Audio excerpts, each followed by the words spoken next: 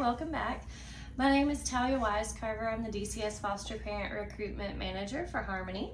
And I'm Kim Bracken. I'm a foster parent recruiter for Harmony. And today we're here to talk to you about becoming a foster parent. So in our last video, we talked about the need for foster families. And today we're going to talk about how to get started. So you're going to go online to fosteringTN.org and you're going to click Get Started. And it's going to take you to an inquiry form. Talia, can you tell us what's on that inquiry form? Yeah, so the inquiry form starts off with your basic demographic information, name, address, phone number, getting that basic information. We do want to know, how did you find us? So in one of those questions is going to be, how did you hear about wanting to become a foster parent?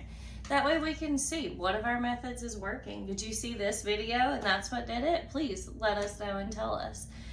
And then we're gonna ask, why do you want to be a foster parent?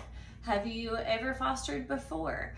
Have you had any criminal activity, anything like that? All of those things, any prior experience with DCS. Those basic things are gonna be on that inquiry form. Once you complete that, it gets sent to our inquiry coordinators. We have 2 across the state. So we have one over in East Tennessee and one in West Tennessee, Tara and Yvette.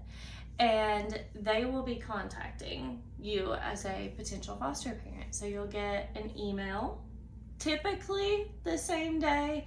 Obviously weekends, we're off on weekends. So if you inquire Friday to Sunday, you will get it on Monday. But you'll get an email and then you will get a follow-up phone call within about 3 days to check in and complete the pre-screening process.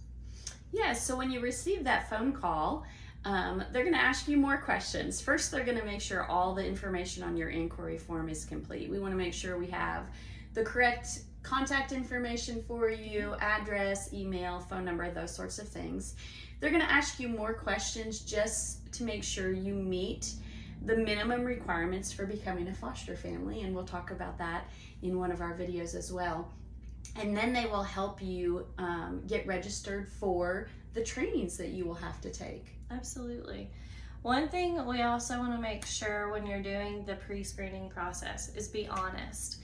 So sometimes maybe you had a traffic violation, something crazy when you were 19 years old. You're still going to want to tell us these things. That way we can navigate and make sure that everything does meet those minimum requirements we're going to talk about later. And letting us know, hey, I have filled out a allegation form before about abuse, because that will pop up. Your name will be in the system if you gave them your name whenever you called in a abuse allegation. So it just kind of lets everybody know all of that on the front end to make the process smoother. Yeah. So then what happens after that?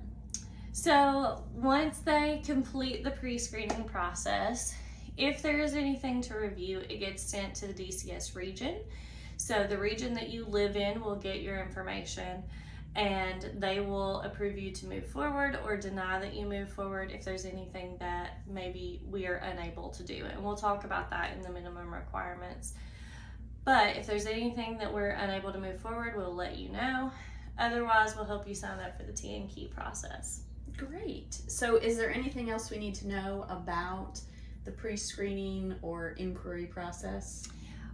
I think one good thing to know is there's no commitment with doing this. So you can take this as an opportunity to ask all of your questions, see if you qualify, and maybe you know, hey, I'm moving to a different home in January, but I want to go ahead and find out, do I qualify before I move? You could go ahead and make that call, and then in January you've already got that step completed and you can start classes and everything else. So it allows you that opportunity to just ask any questions you may have and find out a little bit more about what it takes to become a foster parent. That's good to know, because I know going through the trainings they talk about self-assessment, and I think that starts from the moment you do the inquiry form.